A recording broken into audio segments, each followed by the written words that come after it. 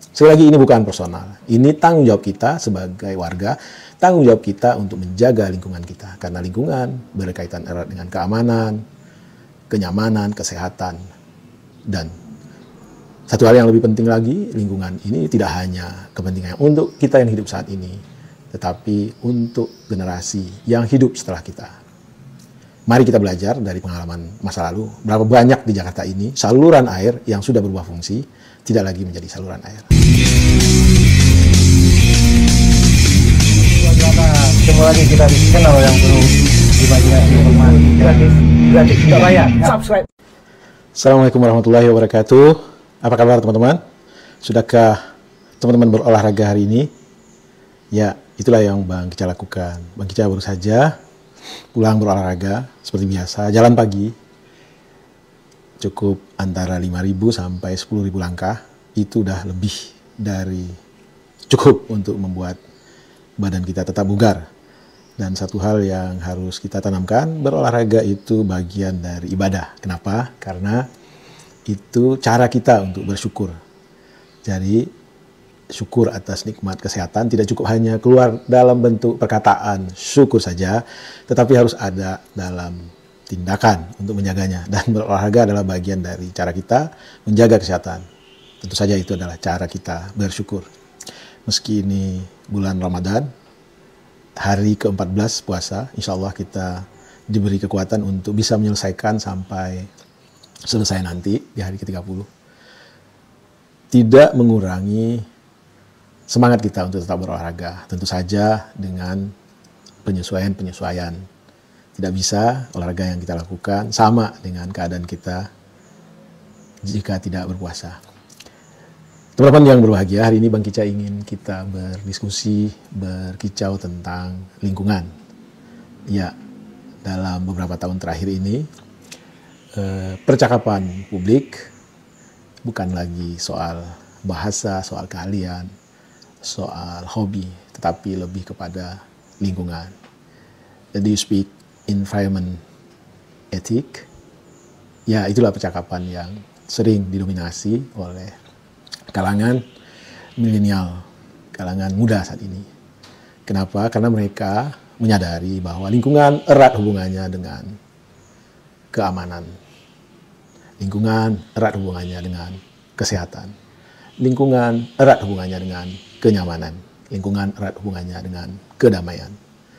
Jadi, perhatian terhadap lingkungan tentu wajar mendapatkan peringkat paling atas karena dia tidak hanya berdampak terhadap manusia yang hidup saat ini, tapi dia juga berdampak terhadap manusia yang hidup di masa depan. Bang Kica mau memberi contoh bagaimana lingkungan mempengaruhi keamanan. Katakanlah ada saluran air, sungai, baik itu sungai yang natural maupun sungai yang dibuat karena ada perencanaan perkotaan, perkampungan atau dimanapun itu. Jika kita tidak menjaganya, maka sungai tersebut tidak akan bisa memenuhi apa yang kita harapkan dari sungai tersebut. Katakanlah menampung air dan segala macam. Jika itu terjadi, maka tentu daerah di sekitar sungai tersebut berpotensi untuk menghadapi resiko banjir. Itu hanya contoh kecil bagaimana manfaat saluran air, sungai, kali, apapun namanya terhadap lingkungan. Nah, khusus dalam percakapan ini, yang ada kaitannya dengan kebiasaan Bang Kica jalan pagi, yaitu salah satunya Bang Kica mengamati lingkungan. Ya, itu tadi sebagai bentuk dari rasa syukur Bang Kica terhadap lingkungan yang saat ini setidaknya sudah nyaman, maka ada kewajiban untuk menjaganya. Tentu sesuai porsi yang kita punya. Kalau kita hanya sebagai sebatas warga, ya kita mengingatkan orang-orang yang menurut kita mampu kita berkomunikasi dengannya untuk tidak merusak lingkungan. Kalau kita tidak mampu melakukan itu, ya kita bisa mengkomunikasikannya kepada aparat, otoritas yang berwenang. Dan andai kata itu tidak juga katakanlah membuahkan hasil, adalah hak kita untuk meningkatkan level dari caring kita, dari peduli kita ke tingkat yang lebih tinggi. Barangkali melaporkan keatasan dari aparat yang punya otoritas. Itu pun jika tidak bekerja, kita bisa mengeksposnya di media dan segala macam. Sepanjang sifatnya bukan personal, sifatnya adalah untuk kebaikan kita semua. Jadi teman-teman, kembali ke perjalanan Bang Kicca pagi ini. Sebenarnya ini bukan peristiwa hari ini saja yang Bang Kicca lihat. Ini Bang Kicca lihat sebelum bulan Oktober, katakanlah di masa masih gubernur DKI ini Anies Baswedan, Bang Kicca tidak melihat fenomena yang terjadi seperti yang saat ini terjadi, yaitu di Kali Baru, Jalan Supomo. Sebagaimana teman-teman tahu, dari Jagakarsa melintas ke Pasar Minggu, ke Pancoran, ke Tebet, sampai Manggarai, itu ada namanya Kali Baru. Kali Baru ini memang bukan kali natural, tetapi dibangun oleh pemerintah Gubernur Jenderal Belanda dulunya tahun 1831 kalau Bang Kicca tidak salah. Gunanya adalah awalnya untuk mengendalikan banjir atau genangan air di sepanjang daerah yang dilalui lintasan tersebut. Lalu kemudian sebagai alat pengangkutan transportasi hasil bumi para petani yang berada di Jagakarsa, Ciganjur, Pasar Minggu untuk dibawa ke Jakarta, khususnya ya mungkin di daerah Manggarai sebagai sentral penampungannya. Itu. Nah, jadi Kali Baru ini di zamannya Anies Baswedan itu di daerah Pancoran, Supomo Pancoran, itu banyak kios-kios liar. Di bulan April tahun 2021 itu berhasil diselesaikan. Dalam arti kata, ditertibkan fungsi kali kembali seperti semula, yaitu sebagai saluran air dan di kiri kanannya ditanami pepohonan. Bang Kicca sangat percaya bahwa integritas seorang pemimpin sangat berpengaruh terhadap disiplin jajaran yang berada di bawahnya. Sebagai contoh, Bang Kicca akan memberikan informasi berikut ini. Ini adalah Jalan Merpati. Jalanannya kecil, hanya muat 2 mobil. Dan dulu sering terjadi masalah di jalan ini karena ini jalan 2 arah dan banyak orang yang parkir di kiri kanan jalan ini. Bahkan sampai menginap segala. Nah, ketika dicari siapa yang punya, itu susah sekali. Lalu warga membuat laporan ke Jaki.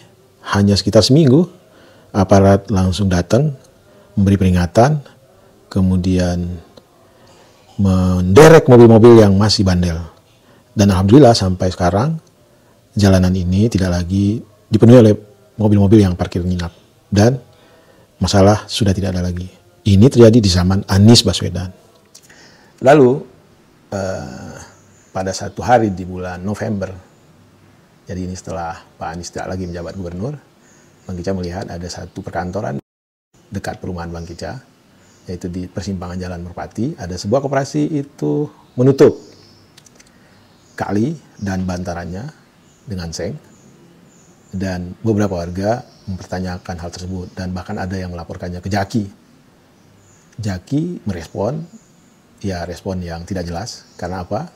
Ternyata penutupan tersebut berkaitan dengan pembuatan beton di seluruh badan kali dan bantarannya yang berada di depan bangunan gedung tersebut, bangunan koperasi tersebut. Dan sampai hari ini, tadi pagi Bang Kicca melintas di depan bangunan tersebut, pagar seng masih menutupi bangunan tersebut dan dak beton masih terhampar di badan kali dan bantarannya. Lalu di bawah sebelum Balai Sudirman, Bang Kicca melihat ada hal serupa yang dilakukan. Peristiwanya juga setelah Oktober, jadi pasca Pak Anies lengser. Bahkan untuk yang di sebelum Balai Sudirman itu sudah dipagari. Badan kali dan bantarannya sudah menjadi bagian dari halaman atau pekarangan pemilik gedung. Sekali lagi ini bukan personal. Ini tanggung jawab kita sebagai warga, tanggung jawab kita untuk menjaga lingkungan kita. Karena lingkungan berkaitan erat dengan keamanan, kenyamanan, kesehatan, dan satu hal yang lebih penting lagi, lingkungan ini tidak hanya kepentingan untuk kita yang hidup saat ini, tetapi untuk generasi yang hidup setelah kita. Kita patut hormat dan sangat menghargai apa yang dilakukan oleh mereka-mereka yang berada di sekitar Kali Baru, tetapi tidak merampas kali tersebut, membiarkan kali sesuai sebagaimana seharusnya. Dan sebagai contoh, itulah yang dilakukan oleh pabrik kaos asli dan juga Balai Sudirman. Sekali lagi, respect kita terhadap manajemen Balai Sudirman dan pabrik kaos asli. Mari kita belajar dari pengalaman masa lalu, berapa banyak di Jakarta ini saluran air yang sudah berubah fungsi, tidak lagi menjadi saluran air.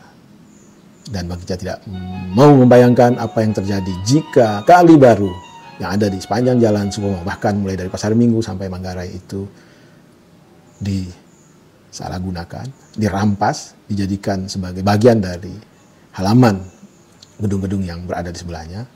Dan pada satu saat nanti terjadi pendangkalan, bagaimana mengeruknya. Pada satu saat nanti terjadi kebakaran, sehingga mobil pemadam kebakaran kehilangan akses untuk mengambil air. Pada saatnya nanti terjadi, katakanlah, pendangkalan demi pendangkalan. Dan ujungnya adalah hilangnya kali tersebut. Dan para penerus pemilik gedung yang tidak tahu sejarahnya, itu menganggap bahwa itu bagian dari warisan, harta, milik dari gedung tersebut.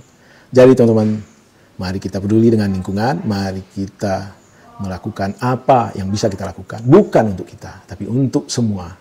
Untuk generasi yang hidup saat ini dan generasi yang hidup setelah kita. Kepada kalian yang saat ini mungkin lupa dan melakukan tindakan-tindakan perampasan, ingat, itu adalah dosa besar, itu sungguh tak beradab, dan itu sangat-sangat tidak beradab, dan itu pidana. Dan kepada kalian yang saat ini punya otoritas, diberi amanah untuk menegakkan hukum, menertibkan pelanggaran-pelanggaran yang ada di kota ini, lakukan tugas kalian dengan benar, karena di pundak kalian berada tanggung jawab ketertiban kota ini. Ingat, kalian digaji, kalian diberi fasilitas untuk menjaga lingkungan, untuk menertibkan kota ini. Dan bagi kita semua warga, mari, tidak cukup hanya berdiam diri, mengutuk, melihat terjadinya perusakan demi perusakan, perampasan demi perampasan terhadap lingkungan hidup. Tidak cukup. Saatnya kita menyuarakan. Dan sekali lagi, itu bukan urusan personal. Bukan urusan personal. Itu adalah urusannya, merupakan bagian dari cara kita mensyukuri nikmat lingkungan yang barangkali saat ini bagus. Dan agar tidak rusak, mari kita jaga bersama-sama. Wabillahi taufiq wal hidayah. Wassalamualaikum warahmatullahi wabarakatuh. Salam sehat dan bahagia.